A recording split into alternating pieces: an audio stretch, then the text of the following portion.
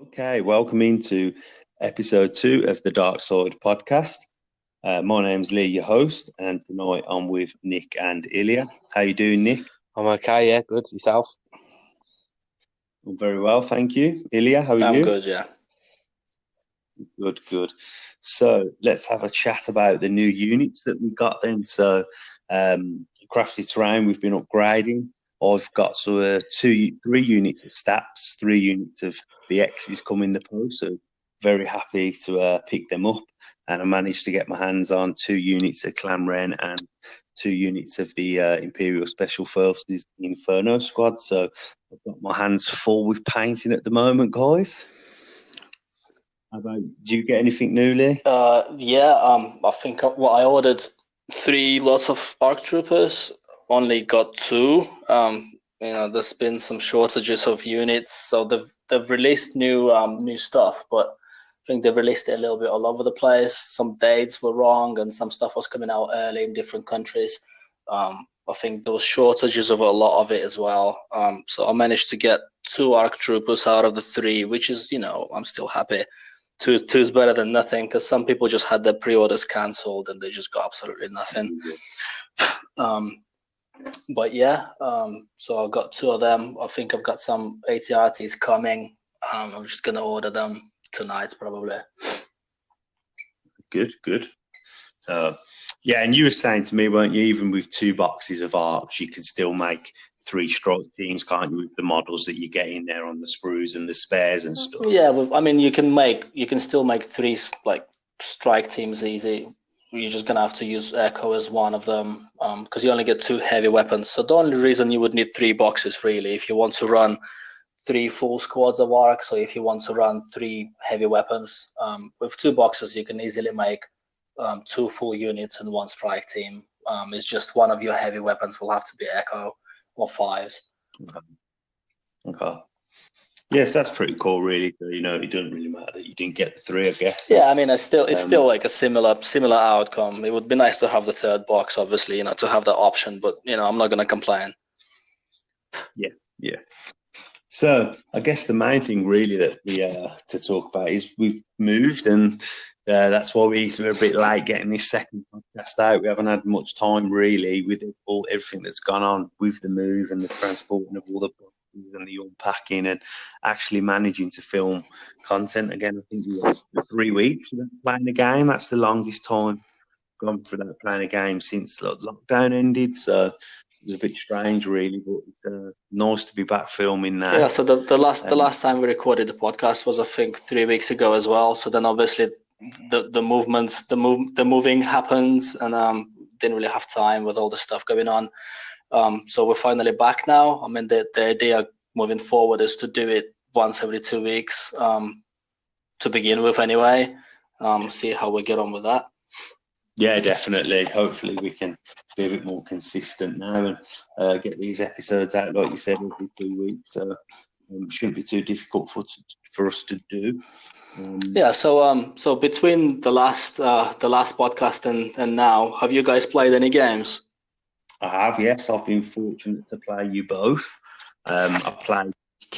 And actually, that video dropped the day we're recording. It's Monday, so that's been released on the channel. That battle report, and I was playing Leia, R2, and an airspeeder, and I also threw some fleet troopers in there for a bit of fun, a bit of janky list. Not usually played, but I enjoyed it. It was not a bad list. What was you running, Nick? I took the ITST. I'd never took him, so I wanted to go with him. Yeah. It was fun. Yeah, it was good to play again. When we sent each other our lists, because we always send each other our lists day in like advance and stuff, I was thinking the one thing I don't want to see, because I took the airspeeder, was the ITST. He could have impact for. Sent me his list, he had ITST, and I was like, see if I've took the airspeeder. All times he manages to take the ITST is the time that I take the airspeeder, but I ended up being blue player boy at one point, so that was nice to pick Nick by just the perfect amount. We played my battle deck, and look, we ended up playing Disarray, so I just kept the airspeeder as far away as possible from the ATST. So it was a fun game. We played Disarray bombing run, and I can't remember what the condition card was. Nick, It's clear conditions. That was it, clear conditions. Yeah. I can't remember it. So, without any spoilers, would you change anything about the list? Yeah. No, I was quite happy. I picked it as a bit of a fun, janky list anyway, and I was quite happy. I had a fun game. I think it turned out just okay, really. The airspeed, if you get to watch the battle report, does okay, because I've not really played with it that much, and it can be a bit tricky to use, but everybody slates it. I know since it's got wide defence doors and stuff, but I was quite happy with its performance, to be honest. So, yeah, I'd happily take it again. And it's amazing in bombing run, so... Yeah, I was going to say, if you played bombing run, that's the one, like... what do you call it? Condition where it shines. It's really good on bombing runs. So. The fact that it can plant the bomb, blow the bomb up, and it doesn't get hit by the bomb, it's just perfect. Yeah, and it moves really far, really quickly. Yeah, very quickly. Yeah, it can get the bomb in quick. How about you, Nick? Would you change anything about your list? I can't say without spoiling it. Okay, let's not go there then.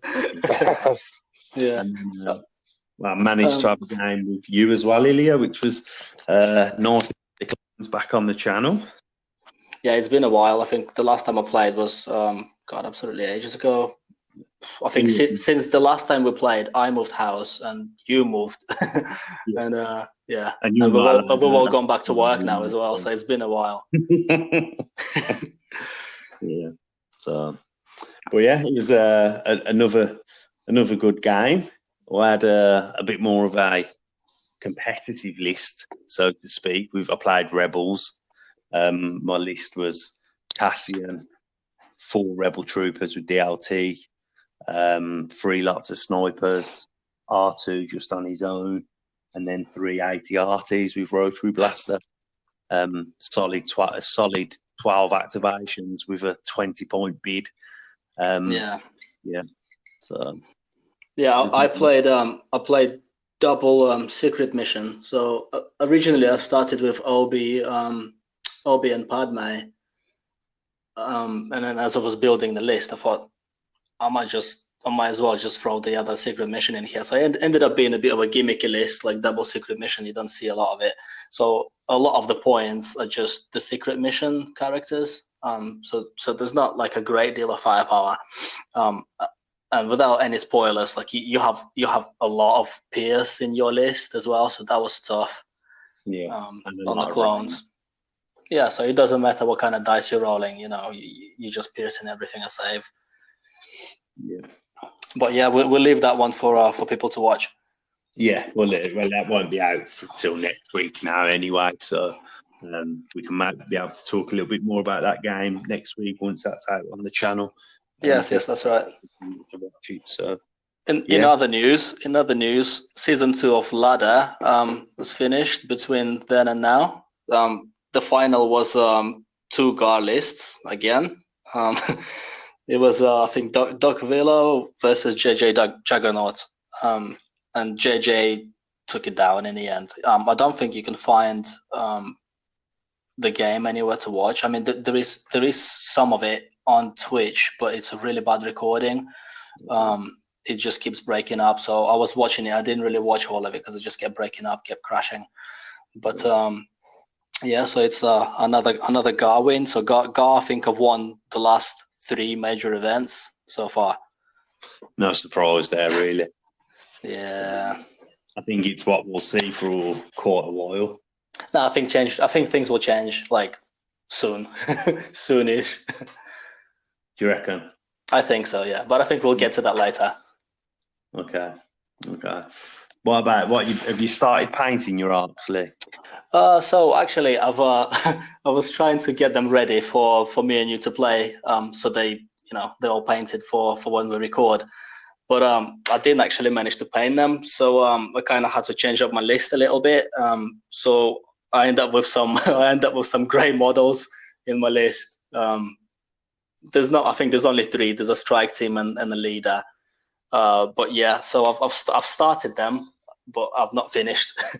So it's work in progress. I've just been painting BXs. I have.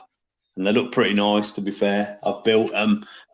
So 2 squads are like with the vibro swords, and then 1 squad are all shields. I've put a shield onto for each strike team as well, so you can have the sniper with the strike, but then the main units will be 2 with the swords and 2 with the shields, and they're looking quite nice. I've painted 1. I've finished 1 strike unit at the minute, and that's painted in the same colours as like what's on the box. So cannon, they're just grey with the orange, like the pals and stuff. And then I'm thinking I'm going to keep them all like that dark grey, but have like a blue squad and probably like a red squad, maybe just sort of diversity, so you can tell your units apart on the board. But they're nice to paint, really. To be honest, they're really nice models. So the ARC Trooper models, I think it's the first lot that I got that was on sprues. But they're really, really nice models, man. Like the hard plastic just makes so much difference. There's a lot of detail in them. They just look crisp. Just look very, very nice when you put them together. Yeah. So I'm looking forward to like the paint, the Clan Wren. Yeah. So I haven't built them yet. I haven't put them out the box or nothing, but I'm looking forward to it. I think they're going to look quite nice. But they have got yellow on them, and yellow's hard to paint. But so, well, yeah, that's what I've been up to, hobbying really, and then just setting up my new little painting station. Looking good, happy with it really. How's the studio going? The new studio? Yeah, it's all right. I built so all the lighting's in now. The walls are starting to get painted. I've built a little table in the corner of the room today. Planty come over and help me with that. So that's where we're going to build terrain. So it's just all coming together now, really. I'm just happy to have it able to film. It'll just be when all the finishing touches are done, it's just going to look, hopefully will look very nice, and we won't have to mess around with setting things up in between like different videos and stuff like that. So it'll just save us a lot of time. Okay, then. So what we're going to do now is we're going to talk about some of the new units that have released. What we're going to talk about is the GAR AT-ATs, the stats for the droid. We're going to talk about Clan Wren and Inferno Squad for the Empire. So if we come over to you, Ilya, to start, and you being the clone player, I think it's only fitting that you should talk about the AT-AT. So over to you, buddy.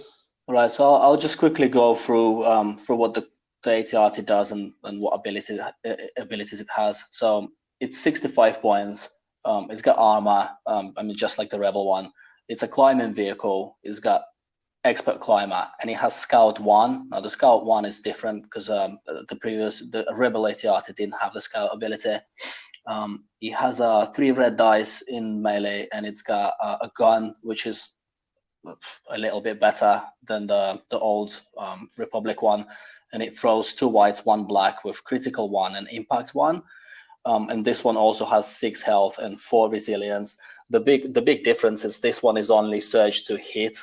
And I think what makes the Rebel one really good is the surge to crit. Surge to crit is just outstanding, but I think surge to crit would have been a little bit too good with fire support, perhaps. So that's just the basic rundown. I mean, I'm sure people are aware it's been spoiled for a while. So I've actually ordered 2 of these now, so they should be coming tomorrow. I think my biggest issue with the AT-AT is that it just feels very, very similar to the Rebel one. So it just feels like a very lazy design to me. What I would like to see is if they would release the same model, but maybe give you 2 cards and 2 different riders, so you can make yourself a Rebel one or a GAR one. So for whatever army you play, or you could maybe magnetize the riders and just run both. But I guess the company's got to make money. Well, what I was going to say about this as well. So it's got Scout 1, which is the big difference. And I think this is actually one of the reasons why I got myself 2. They don't fit very well into the meta lists, as people like to call them. The big tournament lists are like very they're very tuned at the moment. So there's no AT-ATs in them or anything. But I think from a fun perspective, it's got Scout 1. So in my mind, if you put a flamethrower on it with Scout 1, you're already halfway there. So that's the big difference. Like you get to move out straight away. I mean, like half of your army, if you're running a Rex, will have Scout 2 or Scout 1 anyway, with some Arc Stars, with some Arc Troopers. So half of your army will be moving out from your deployment zone really, really quickly, like on turn 0 pretty much. So AT-RT with Scout 1 and a flamethrower is something like I would like to try just for funsies. I forgot to mention, this one also has a hard point and a comms upgrade, so it's literally absolutely identical to the older Rebel AT-RT that we had. And the heavy weapons you can have are exactly the same as well. So it's the laser cannon, the rotary blaster, and the flamethrower. So I think I would have liked to see some maybe new weapons or something like that. I don't know. Like it just feels like, you know, to put it together, like it's just almost the same model. It has some different abilities. The weapons are exactly the same. It just feels like a very lazy design to me. I don't know about you. I think what it is because of how it is in the Clone Wars cartoon and stuff. That they are like the guards, like fast moving, like scout units, so to speak. That's probably they've probably got one Scout 1, and I think to keep the feel of the Rebels, I think the Rebels end up getting the old like equipment of guard, if that makes sense, because of the timeline in the story, it's further down the line. So that's why I think they're exactly the same, because I think they are the same units in the actual cartoons and stuff. So yeah, Clone Wars is well worth a watch. Very good show. It just doesn't feel different enough to be like its own unit almost. So, I mean, if that's the case, just give me an ability to buy one box, and you know I can run both the Rebel one and the Gar one. Maybe, you know, just give me two cards in there and 2 different riders. Instead of having to buy, say if I run both armies, I don't have to buy, you know, 2 of each or 3 of each. I can just buy 3 and you know, convert them to be either or. It just feels identical. And I mean, I would have liked to see like a different weapon maybe or something, like, you know, like a Gar. A different weapon would have been nice, I think. Yeah, I mean, I was expecting that, but they're literally like exactly the same weapons. But the flamethrower with the Scout 1, you know, might be a lot of fun to play, and I think I'm going to try that when I get mine. Yeah, I agree. I think it'll be very good against the droids. Flamethrowers are just really good against them. So it's 2 black, isn't it? The flamer for per mini. So you know, if you're attacking 6 droids, say in a unit, that's 12 black dice surge to hit. You're going to have some serious damage, and you don't get any cover from flamers because it has blast as well. So that's nice. Well, the only thing I'm going to say is as well, like in the Gar army, you don't really struggle with units that can, you know, like kill other units. You're very good at shooting as it is, so it might be a bit of an overkill, you know, the flamethrower and everything. But you know, it's still a lot of fun. It's something I would like to try. I do think the base gun, critical 1, impact 1, 1 black, 2 white, is far superior to you know, to what the Rebel one has. So I don't even know what the Rebel one is. I haven't even considered taking it without a rotary. Yeah, exactly. So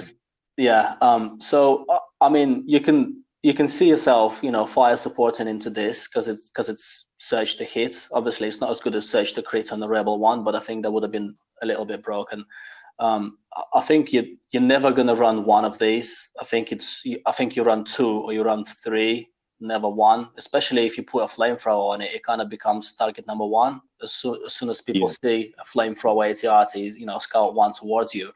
You're just gonna focus fire on it, and you know, it's not that difficult to take it down. It's only white defense dice. I know it's got armor, but still, defense. It does surge on defense, yeah, but it's only white saves.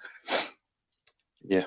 So I think you bring 2 or 3, but I think just by itself at 65 points, you know, with the base gun, like it's respectable. You know, you can just run that in a Gar army because it's still cheaper than your base. So even like a phase 1 squad with a heavy weapon is about 80 points. So this is still cheaper than a base like phase 1 squad. And, you know, arguably this is more survivable as well because of the armor keyword. Yeah, I agree. Like I said in the previous podcast, the AT-RT, one of my favourite units. I think they're fantastic. Just having that armour just that gets rid of so many hits against you. They're fantastic against infantry because most people are taking like rocket launchers and stuff with impact. Yes. They've got a bit worse with more critical coming into the game because that pushes through hits, obviously. But I think where they absolutely get trashed is by other heavies. Yeah, so if you come across an ATST with the laser cannon upgrade, they can pretty much one shot. Well, other heavies, force users are very good against like vehicles. I mean, they typically have impact like 2. Like I'm just thinking of Obi in my head because that's the one I play the most. Impact 2, critical 2.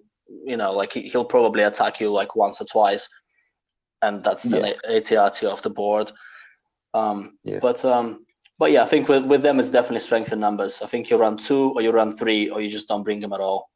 See, where this suffers is just like anything else in the GAR army, it's not a clone trooper. It's not a clone trooper, and that's the biggest downside. Yeah. You can't be sharing tokens and stuff. No. So. I mean, there's cool things you can do. You can bring Padme, and she can share like tokens with anything at range 2. But I mean, it's probably worth a mention. If you're gonna bring 3 of those, if you're gonna bring 3 ATRTs, you might as well just bring a tank, probably. So point wise, it works out about the same. I think tank may be even cheaper if you put the heavy weapons on the ATRTs. So if it's a choice between a tank and 3 ATRTs, I don't know. Maybe you just take a tank. The tank's very good. Maybe, but then it's 3 activations against 1, isn't it? The tank is good, but 3 activations is nice as well. So yeah, I guess. I think with Scout 1 as well, bombing run, Scout 1 on your ATRTs sounds pretty nice, to be fair. Yeah, this actually might be not too bad. I mean, like bombing run is. I've never played bombing run because I always tend to veto it away. Like it's the one I don't want to play. Because when people, when you play against someone and they have like a heavy bid and they bring bombing run, they usually heavily skew towards the bombing run objective. So they will bring vehicles or fast moving units. And as a GAR player, that's not something I'm looking to do. I don't want to move far or fast. I just kind of want to turtle up a little bit. And yeah, I don't really bring vehicles. So yeah. So that's my thoughts on the ATRT. If anyone's got anything to add. No, I think you've covered that in depth there. Nick, anything to add? No. All good. Okay, then. So over to me, and I'm going to talk about the Staff Riders. I'm going to just talk about their unit card and abilities first. So they have Agile 1, they have AI Move, they have Coordinate, Droid, Trooper, and Vehicle. They get Cover 1 and Speeder 1. They are range 1 to 3, 3 black dice. It has critical 1 and it's a fixed front weapon. There's 2 stats in the unit, a white defense dice, 3 wounds each, and they have no resiliency, so it doesn't matter how much damage they take, and they move at speed 3. So in total, the unit is 6 wounds, 3 on each stat, and you get 3 black dice for each stat. So if you're a full unit, you will roll 6 black dice with critical 2 because the keyword's stack. 73 points, and then 1 comms upgrade. So a nice unit, something very different, I think, for the droids. Before we talk about how they play, I want to talk about how they look, because they look amazing. They're so iconic from the Phantom Menace film on that battlefield in Naboo. So it was a really nice unit. I was happy to get it, and I can't wait to paint it, really. It looks super cool on them flight stands. So let's have a look what Agile is then. So basically, Agile, after you perform a standard move, you gain a dodge token. So that's going to be really good for them with white defense dice, and they don't surge on attack or defense. So then dodges are going to help you stay alive because you have Speeder 1. So you're going to be making a compulsory move. And we've checked this up, and we believe that you do get a dodge from Agile 1 on a compulsory move. Yeah, so it's a built-in dodge, which, I believe so. So every time they move, so it will be Agile 1 of Speeder move, I believe. Yeah, it is because Agile is a standard move, and then other things are like a move action. And Speeder, the compulsory move, is a standard move. Yeah, it's just a standard move. Yeah, so they do move far as well. So they're like movement 3, so they're a fast unit. Yeah, So you could potentially move, and shoot, and that would give you 2 dodges on top. So anytime that you get a free token attached to another action, it's like 2 actions for the price of 1, isn't it? So it's just very, very good for them, basically. So move to end up with 2 dodges after you attack, or you could move, aim, and attack, and you've still got a dodge to defend yourself with. I think trying to keep them in cover is going to be important with the white defense dice, because they could still just get one-shotted anyway, even with a dodge. Man, free stuff is always good. But the one thing I want to say about this, they definitely feel like a scalpel. There's something that you throw at the opposing. Say, if there's something on the other on the other side of the table that you want dead, because they move so fast, you can just send 2 or 3 of them in and kill whatever it is that you want to kill. They're almost like a scalpel. They're just a pinpoint, kill that thing. Yeah.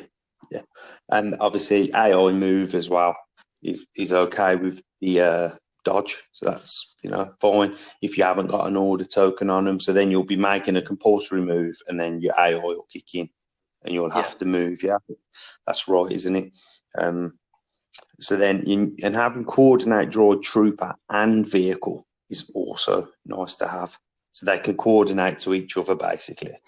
Yeah. Because it's a repulsive vehicle. So once you put an order on one, as long as you've got the other one at range 1, you can coordinate. And if you've took 3 stabs, you can do it to all 3. There's the upgrade for them. I can't remember what it's called. It's some type of relay now. But have you got it there, Lee? Can you see it? Comms relay, the one, yeah. So it's the one that's it's something antenna. It's something like comms antenna or something like that, and it's only 2 points. But basically, what it lets you do command control array. Command control array. Yeah, that's the one. It lets you coordinate at range 2. So I think for the 2 points, taking them to 75 points, I think that's a staple, because then you can keep them spread apart, like range 2, and then once you coordinate, let's say from your first stat to your second to your third, you can continue that down the line then of your droids, if that makes sense. You're still going to be able to keep your order control, which is important with droids. So in the game right now, this is the best bike, I think. Yes, I'd agree. I think you bring 2. You don't bring one of these like all the other bikes. You don't just bring one bike. I don't think, because it's too easy just to focus down and kill it. Yeah, it's like you said with the ATRTs. I think it's 2 or 3, and that's how you're going to run them. And I think you put an HQ uplink on the one, so you always bring one with HQ uplink, because then you can pop that, pass it down. Is that the idea? Yeah. Well, yes, you can start at that, but then if you do the HQ, you can't take the antenna array because you've only got 1 comm slot. So you could do that. That's fine. To start it off and then just have your next step at range 1. That would still work, yeah. But yeah, I think its firepower is quite nice. You sound like your best bike in the game, and I agree, but they are very similar to the Z74 speeder bike. 3 wheels each. The speeder bike surges on defense, doesn't it? I can't remember if it surges on attack as well. I think it may. But they are like a red, a black, and a white. They're a rainbow. But these are a little bit more consistent with just the 3 black dice. Obviously, they're way more survivable because of the agile. Yeah, much more survivable.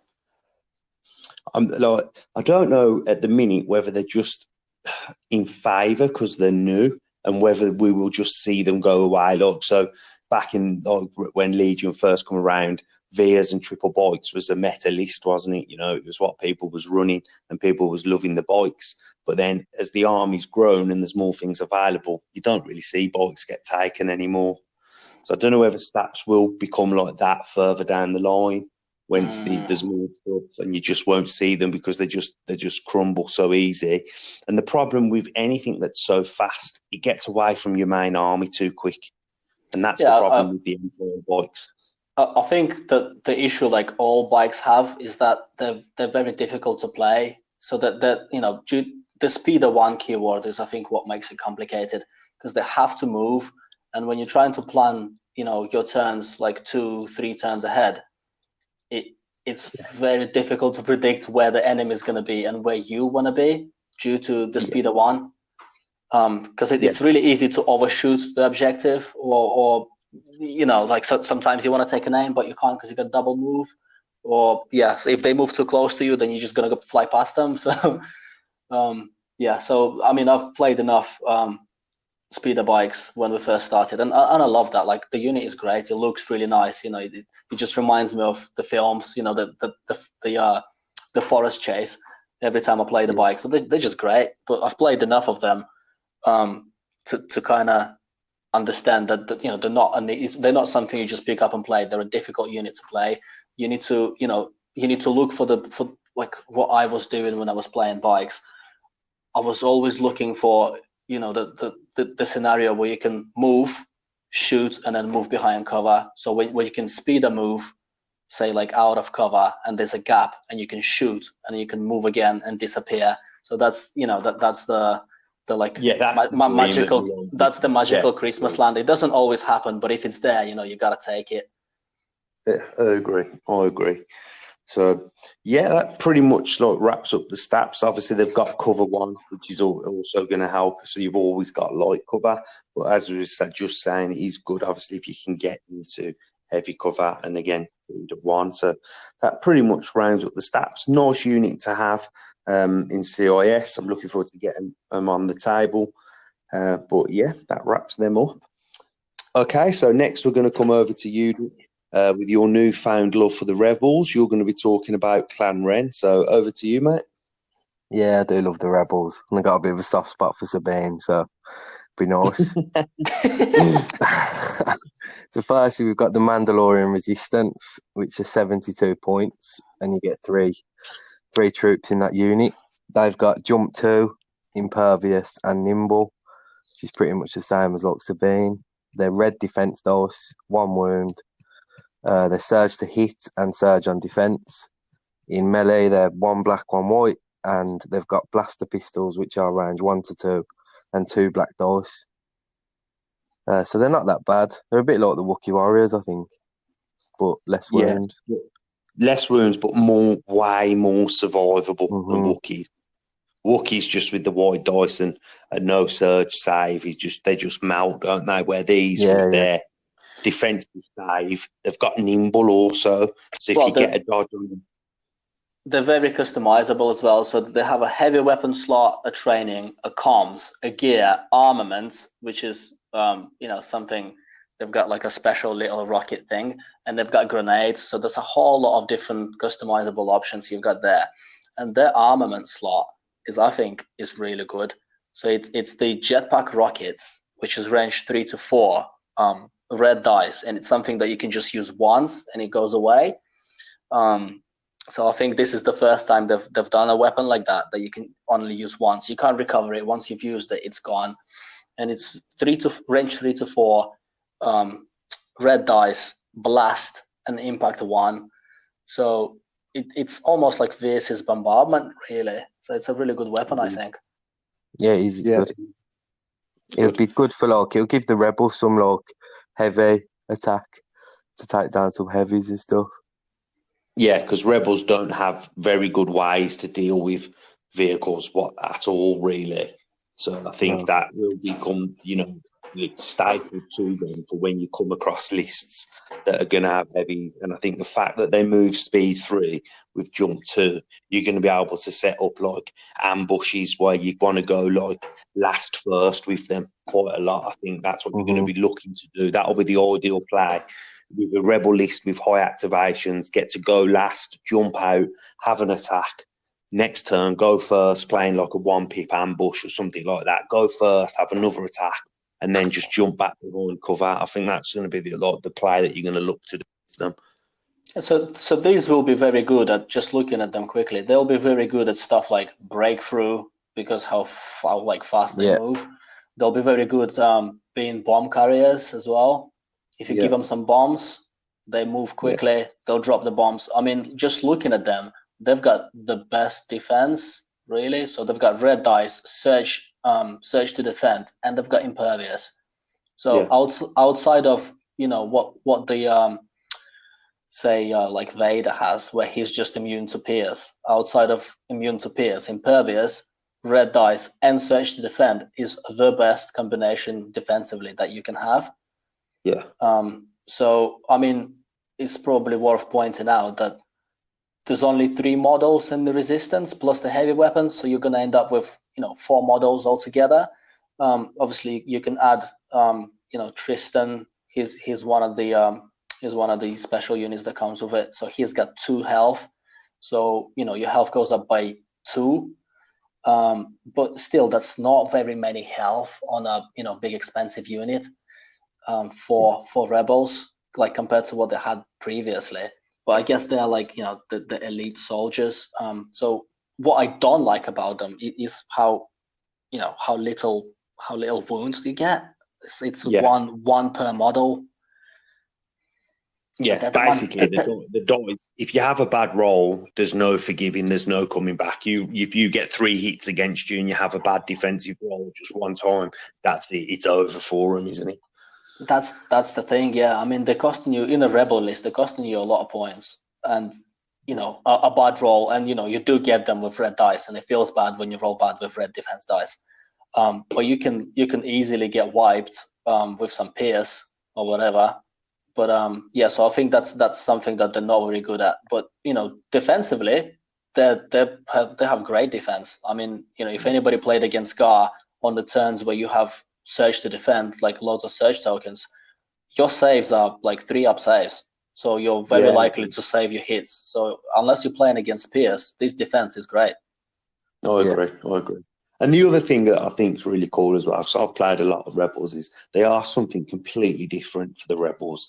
They're completely different. So it's going to add a new dynamic. You'll see new lists with Rebels now, which is always nice to have. I think to have that variance. Okay, how about we haven't talked about the duelist because the duelist goes on to them as well. So what stats is the duelist?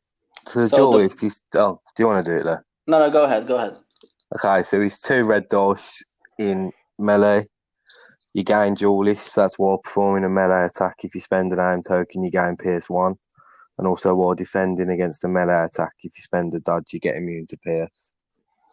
So you're definitely going to add him on. And I think if you add him to that unit, I think the idea with these is you want to get across the board to a unit and get them in hand to hand, I think. Yeah. So they'd have the black and a white plus the 2 red for him as well. Yeah. They'd have a good attack.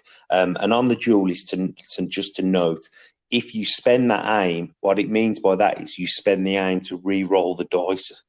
So you still get to re-roll the 2 dice and get the Pierce. It's not like how I can't remember what it's called. Lethal works where you spend the aim to gain Pierce. With this, you actually spend the aim, re-roll the dice, and get the Pierce. Same as the dodge. You'll spend the dodge, remove a hit, and then you gain immune to Pierce. Well, speaking of lethal, just looking at Tristan, I think he's the one that I would bring as the heavy weapon for the Mandalorian Resistance. So he's 38 points. He's a heavy weapon, and he's got lethal 1, suppressive. His weapon is range 1 to 3. He throws 2 black dice, but his health is 2. So I think he's the one that I would probably bring. We also have Ursa Wren, and she's range 1 to 2. She throws a rainbow, so 1 red, 1 black, 1 white. Also health 2. She's a leader. She's got long shot as well, where you can spend a name to increase a weapon's range by 1. So actually, she's actually a very good option also. So a rainbow. It completely depends on how you want to play with them. Like if you've got no intention or your objective isn't to get there and get in, I think you take Tristan or Ursa. But if you wanted to give whoever you're playing something to think about, if you took the duelist, they know you're probably going to come at them. Yeah. And I think you don't want that.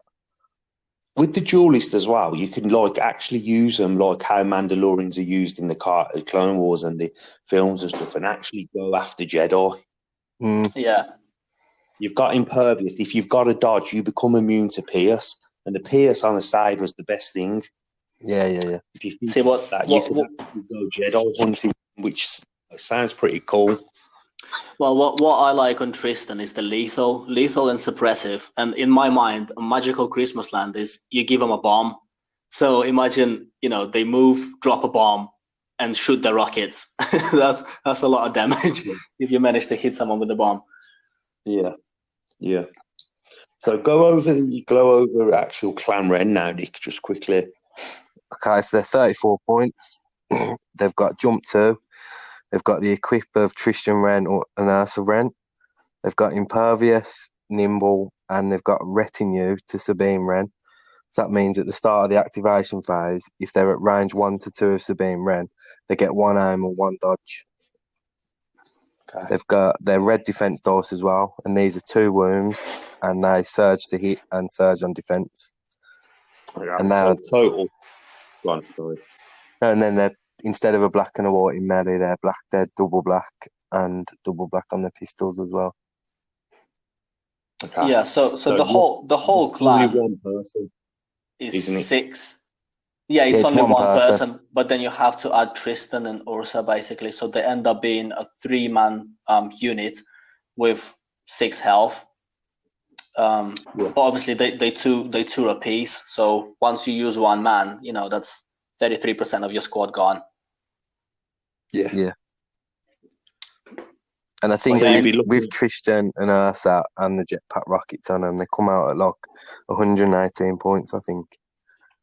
It's a lot of points. It's a lot of points, isn't it? Well, you guys are used to playing Rebels, mate. I'm like, that's not a lot of points. It seems a lot to me. Yeah. It might not be a lot in the Rebels because you do end up with quite a few activations when you do a Rebel list anyway. Yeah. So that would probably bring you down to the 10, 9, depending on who you took as your leader. Yeah, maybe.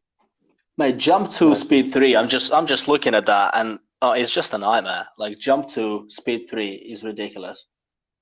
Yeah, it is. It's basically it gives you all the problems that Sabine and like Boba Fett gives you, isn't it? And the way that they attack and move around the battlefield, they can get to where they want to get to very easily. Yeah, so now you can bring Sabine and a couple of these, and that's the core of your army moving at speed 3 with like jump. I mean, yeah, good luck trying to play against that. It's just really, if you're not used to playing against stuff like that, it's just very, very hard defensively. Do you think you'll see them without Sabine? Or do you think they're going to be with Sabine? If you take Sabine, it's a must to take them. I think you bring Sabine. Yeah, I think you bring Sabine with them because it's just too much free stuff, and everybody knows free stuff is good. Yeah, and I think if you don't take Sabine, I think you just take the Mandalorian Resistance. Yeah. I think they're good. They might just be better than Clan Ren. I think maybe. Don't get me wrong. I don't like how Tristan's weapons range 3, Ursa's is range 2. It gets a bit funny when you got different range guns in units. It's a bit of a range salad, isn't it? Because some of them are 2, some of them are 3. It's really hard. I mean, you have to be within range 2 then to have the proper shot at something. Yeah, and then the thing is as well, they're very aim hungry, aren't they? The 2 characters. Yeah. So Ursa needs an aim to use her range 3 to bump them up, but then you haven't got the aim then for Tristan for lethal, have you? Yeah, I mean the lethal on Tristan is what I really like. I mean lethal against like base like trooper squads is really good. I mean you can wipe out a squad with lethal easily. Yeah. So, but yeah, good. They are a good unit, I think, for Rebels, and I think we're going to see a lot of them. I don't know. Yeah, I don't know where they fit in at the moment. I mean, looking at the lists, that sort of like the meta lists going around. I don't think I've seen any Mandalorians at the moment, but I'm not sure if they're out on TTS, so maybe that's the reason why. Maybe not. But then you know what you got to think of as well. Boy clone standby is a thing. You're not going to see range 2 units anyway. So yeah, true. Well, I mean, like these guys have very good defense. I mean, so maybe that's something. I don't know. I guess we'll have to wait and see. Yeah, I don't think any range 2 units play. Boy, so you've got a couple of boxes of this, Lee, haven't you? Yeah, you have, yeah. What are the models like? Are they nice models? Nice, mate. Really nice. Look, the flight stands as well. They look cool on the flight stands. They got them like dynamic poses that you expect from like bounty hunters or Mandalorians. Like one of them's like jumping with dual pistols. That's a really nice pose. There's a couple on the ground. They're just nice. They're a nice addition. I'm looking forward to painting them as well. So if you was to run them, how would you run them? I don't know. I don't know, mate. I haven't got that far and give it enough thought, to be honest. But I think maybe 1-2 squads, like just the Mandalorian resistance, probably. Yeah. And what would you team them up with? What commander? I'm not sure. I don't know. Yeah, because you have to pretty much bring Sabine, don't you? Like you have to bring Sabine with them. So you need maybe like some kind of cheap commander. You could bring the officer, Sabine, and 2. Sabine. That'll keep your points down. Hey, I think I would definitely play them. We get them because they can get there quick. Hey, let's ask down in the comments below, guys, if you've got some interesting lists with Mandalorians. Yeah, let us know. And we'll make Lee play them. You'll make me play them. Right. Why? How about you pick me some Mandalorians at range 2, give me some fleet troopers at range 2, and then I can play Ilia's clones then. And maybe give me Commander some absolutely useless against clones, and that'll be a real fun day for me.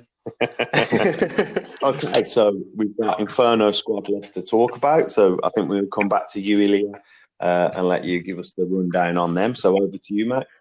Okay, so I'll start with the Imperial Special Forces, or the ISF, as people like to call them.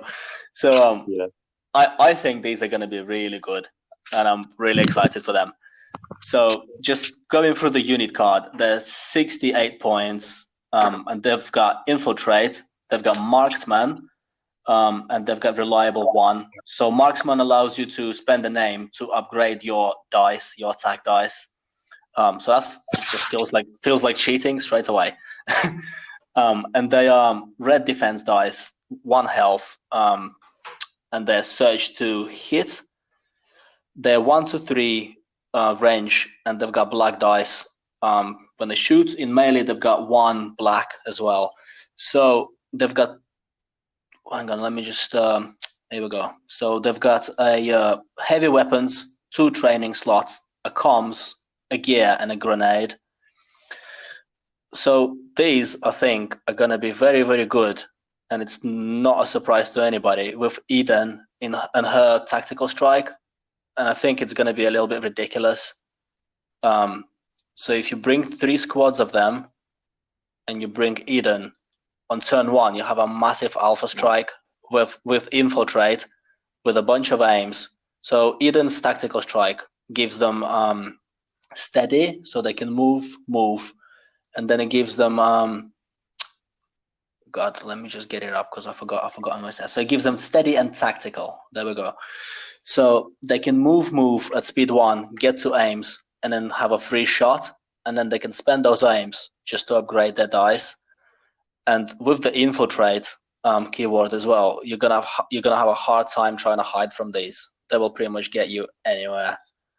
And as far as the Alpha Strike goes, you're gonna have 3 of them, and you can pretty much just make your hits into crits. So I'm just looking at this and brainstorming out loud. And it just got like, I love a big Alpha Strike. So, you know, the clones on the first turn, a lot of the times you play like Take That Clankers. Like this feels better than Take That Clankers. So you bring the heavy weapon with you, and the heavy weapon is range 1 to 3. It's 4 white dice, and it's got critical 2. I mean, 4 white dice isn't great. Critical 2 is good.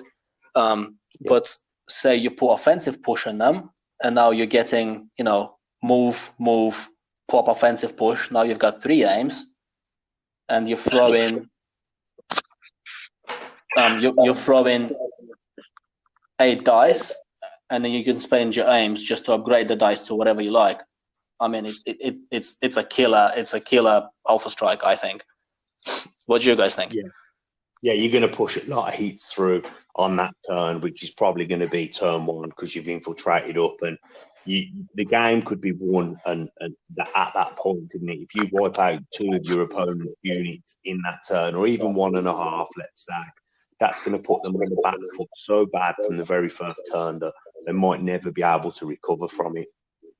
Yeah, I mean, like 3 of them hitting you is ridiculous. I mean, you know, what can't you take down with that many dice and that many aims? You know, you're going to have 9 aims between 3 of them. It's just, it's crazy. So I think this is going to be like the next meta list. Like, you know, don't get me wrong. I could be wrong easily, but this just feels very, very powerful to me at the moment. I mean, just the synergy, like by themselves, they're okay, but the synergy between like Eden's 3-pip and them, like the ability to infiltrate on turn 1, you know, like you said, the game could be over on turn 1 if you just get hit so hard. I mean, there's so many things you can do just looking at it. I mean, you can infiltrate behind cover, you can pop out, shoot, and disappear back behind cover. Yeah, so I think that is what the play that you will see. The people are not going to stay out in the open. You're going to be behind cover, move out, shoot, move back. Just like no troopers used to do it, because they have the same keyword, don't they? Steady that they have. So I think yeah, I mean they have reliable one as well. So they get a search token. So they've got 1 chance to search the defense. They've red dice saves as well. So I mean you can double move, like move, and shoot and just leave them in heavy cover. And I don't think you'll take that much damage between 3 squads of them. But yeah, this is very, very exciting to me. Like I love a big alpha strike, like on turn 1, and the games can often be decided by that alpha strike. But yeah, just looking. They could take out a tank on turn 1 if they want. Yeah, between the 3 of them, yeah. If you put all 3 shot with critical 2 from each one with 3 aims, turning dice into crits, you're probably looking at getting 3 to 4 crits through from each dice pool, and so that could be 9 hits on a vehicle from the very get-go. That's going to be a lot of damage. Yeah, so that's like almost, that's 3 guaranteed crits probably, isn't it? So they're going to throw 4 black dice and 4 white dice, and every hit you can just make a crit. So you're more or less guaranteeing yourself like 3 crits. So bye cover, you can focus down a tank on turn 1. So it's just gonna be rough, man. I mean, like looking at lists. Say again.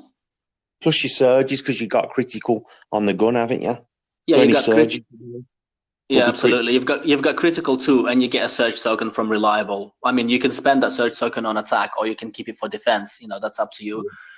But there's a lot of options, a lot of possibilities, and you can be aggressive. You can double move, shoot, or you can move out, shoot, and hide. So there's just a lot of things you can do. And like looking at lists as well, you can bring 3 of them. You can bring Eden. You can bring 3 shore troopers and 3 mortars. And I think we've done some brainstorming. That pretty much adds up to roughly 800 points when you put all the upgrades on. So that's a 10 activation list with a massive alpha strike on turn 1. Like I'm really excited about this. I think they're really good. Yeah, they are good, very good. I think like just playing like recover the suppliers with them as well. It's like how do you beat them and recover the suppliers? Yeah.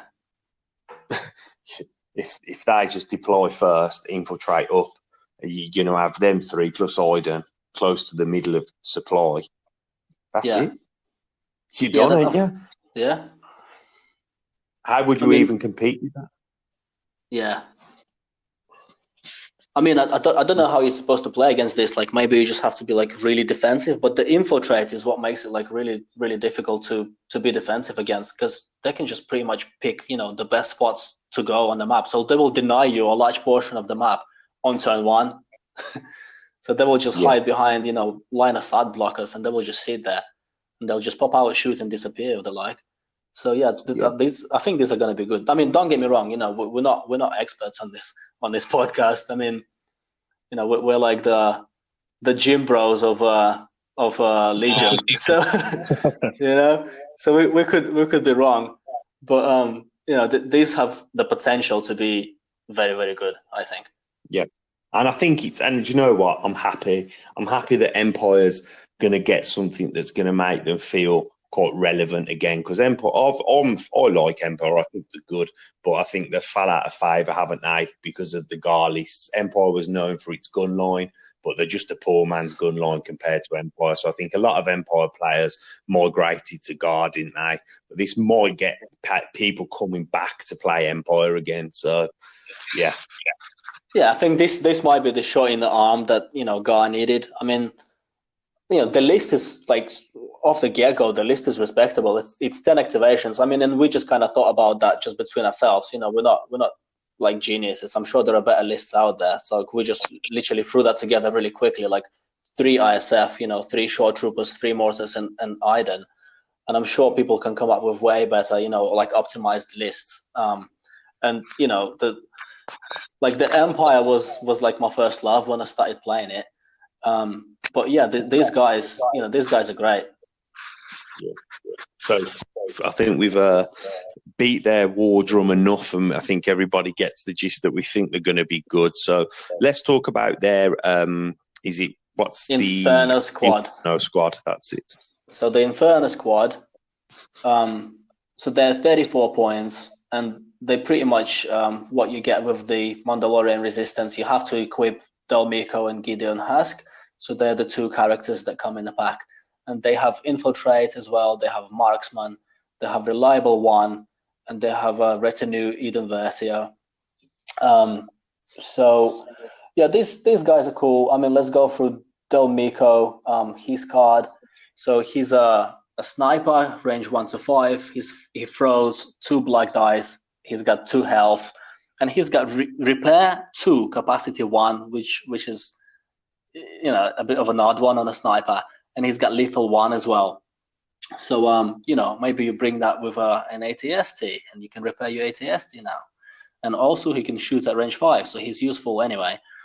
And you've got another guy here. His name's Gideon Hask. So his range is 1 to 3, and he throws 2 red dice, and he's also got health 2.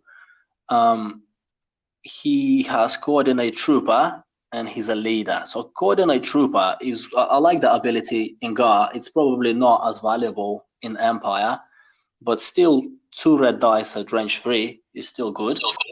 Yeah, so I mean, these guys have Retinue Eden Versio, which means they get, if they're at range 1 to 2 of Eden, they get 1 aim and 1 dodge. They're cool, but I'm more excited about that. It's 1 aim or 1 dodge, isn't it? It's not 1 aim and 1 dodge. One or the other. Oh, hang on, is it? Yeah. I've clicked off the card now. I can't see. It's 1 or the other. Yeah, 1 aim or 1 dodge. Yeah. Okay. Yeah, I think they're good. I think, like you said, the sniper with Repair, it's just a bit. What's the point? If he's going to be in the backfield, you're not going to be doing much repairing. I think it's just because that's how he was in the book. Because Inferno Squad is a book. It's meant to be a very good book. In fact, I've never read it, but yeah, that's what he was in the book. So I mean, I'm looking at Del Meeko.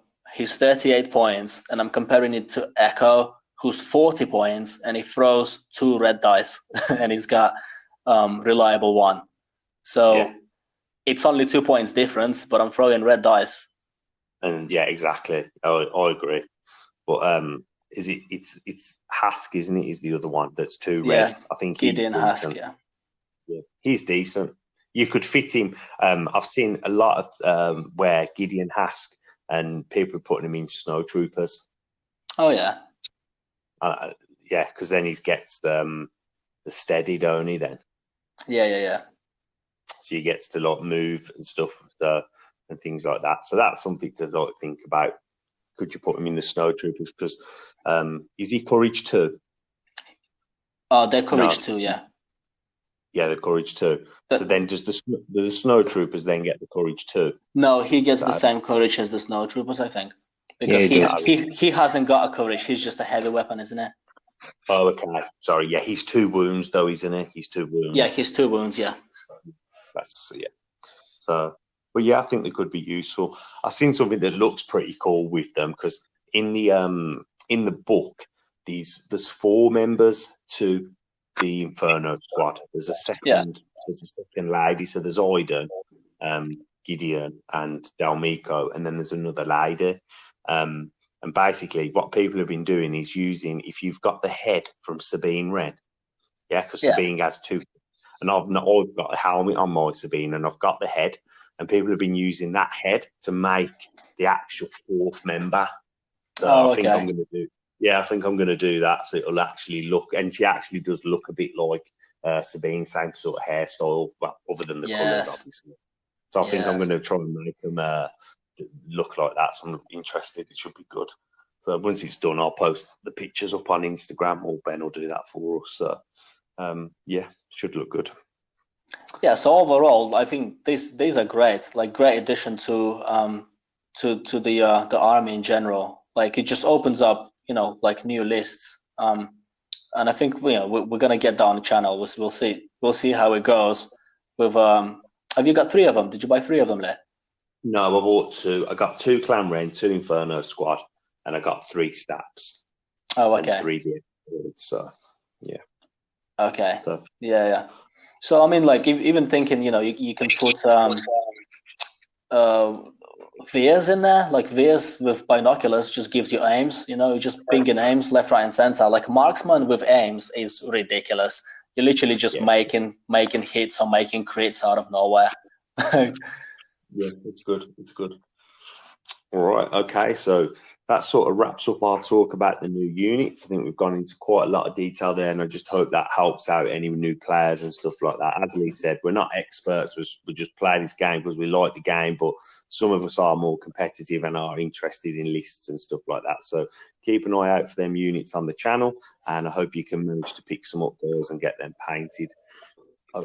Okay, so what we're going to do for the next few episodes coming up is we're going to end the podcast with talking about some imaginary units for Legion that are not in the game that we would really like to see. So we'll often just be talking about Legion and just spitballing ideas with each other of what we want to see in the game. So we thought we'd put some of it into the podcast, and that was Nick's idea. So it sounded fun, and we both liked the idea. So over to you, Nick. So let us hear your thoughts.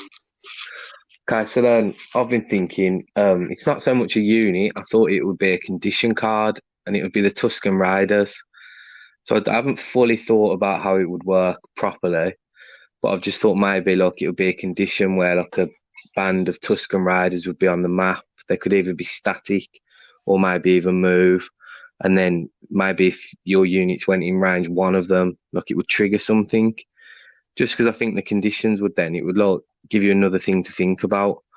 And obviously adding an iconic unit from Star Wars to the game without having to put them into an army and develop a whole card for them would be quite an easy way to just get them in the game. Because I think they are one of the iconic enemies, even though they're not in it for a long amount of time. Yeah. Everyone knows what they are. If you showed someone that mask that's in Star Wars, they'd know who they are, but they're only in one film. People love them, don't they? They're in A New Hope right at the start. They ambushed Luke and stuff, and they are cool. But it's like you said, I don't think they actually make a proper unit in the game because they're not that strong, are they? But they are cool and good to see. So yeah, I like the idea of a new condition card when there's an upgrade pack. It would be cool. So maybe like something along the lines that so sort of how the bombs work in Minefield. Each person gets like, I don't know, let's say 2 lots to place on the board, and you can place them and they shoot.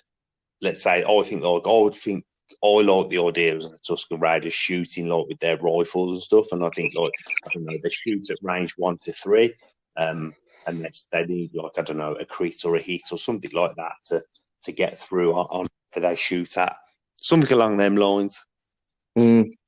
So it's like a bomb but long distance. So if you walk into like range 3 of them, they shoot you, something like that. Yeah. Like a bomb but long distance. Can't be as powerful as a bomb because it's got the range, so that would be hard to if that was too powerful, they'd be killing everything, wouldn't they? You sort of want it that, because in the films they sort of like get spooked and run away quite easily. They're very like scared, but they like to take pot shots at things that come in their territory. That's how I imagine them. Let's say any unit range 1 to 3 of them. At the end of the turn, you roll a dice, and if you roll a crit, you take a wound. Yeah, and then they go off the map because that's like what you said, and they get scared easily. So they've been startled, they've awoken, they've had a pop shot, they're gone. Yeah, or like if you move close to them, you move them off the board. Yeah, I was thinking that if you sort of like move within range 2, they run away or something like that. So, yeah, something along them lines. I think it would be a cool condition. It would be very good. Look, there's a lot of stuff I want to see in the game that you see in the films and stuff, but you just can't.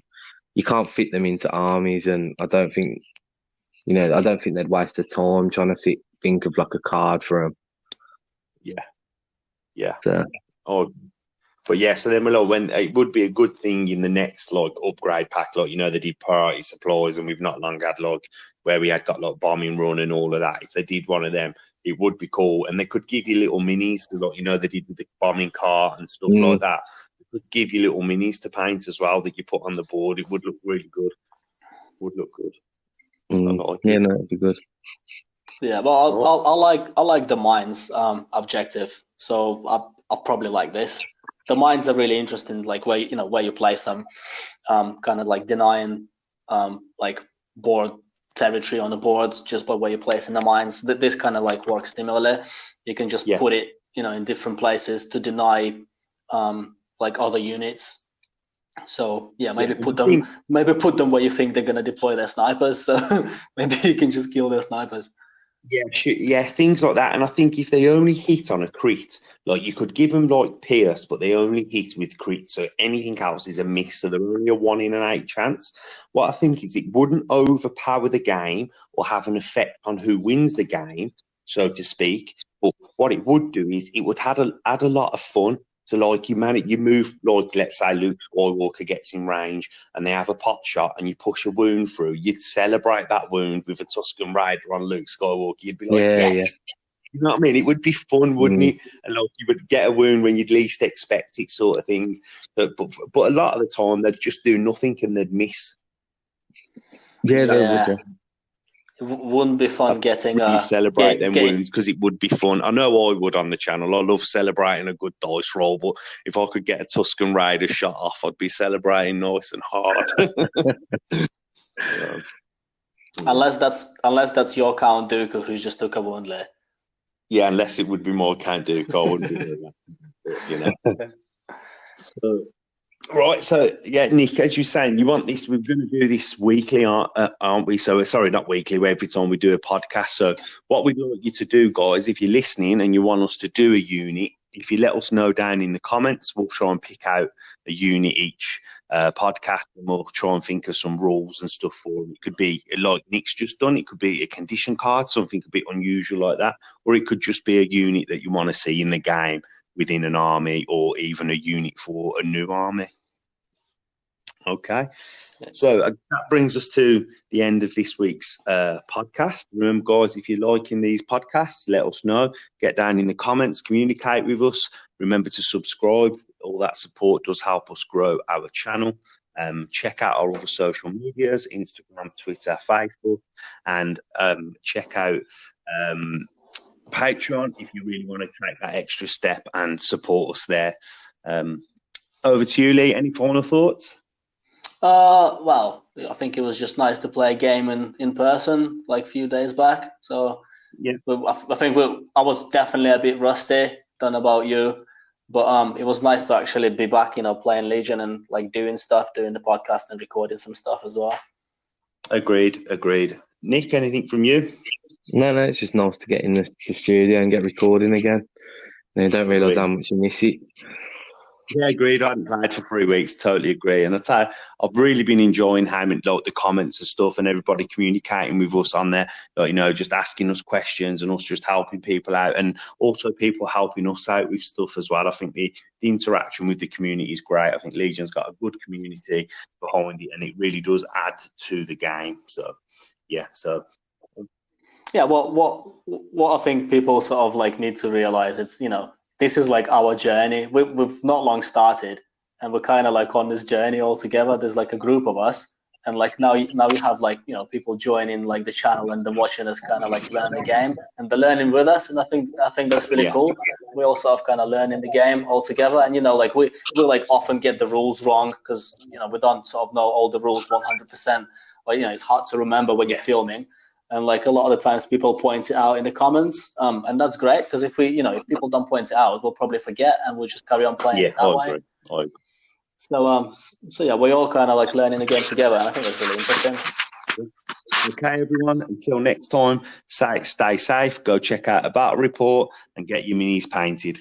Take it easy.